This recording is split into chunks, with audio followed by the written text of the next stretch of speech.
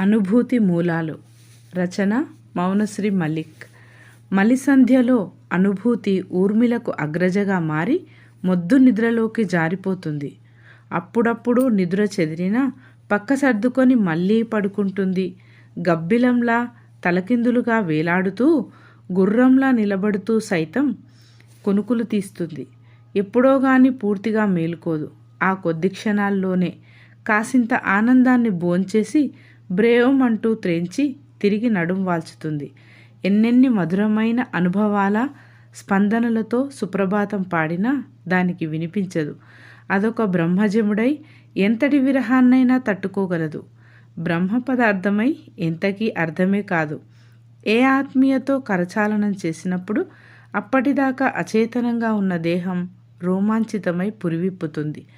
చుట్టుపక్కల ప్రసరిస్తున్న పరిమళాలను ముక్కుపుటలు కసిగా పసిగడతాయి.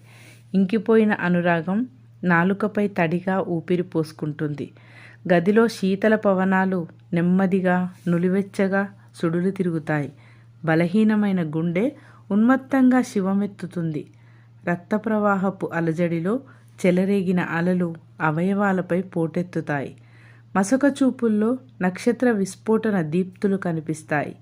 మనసు, బుద్ధి, తనువు ఏకీకృతమై ప్రేయసిని ఆర్తిగా ధ్యానిస్తాయి. సంగమస్థలికి రమ్మని ఆరాధనతో ఆహ్వానిస్తాయి. ఇలాంటి మంచి కవిత్వం అందించడానికే అక్షరక్షేత్రం వచ్చింది. Please do subscribe RS Aksharakshetram.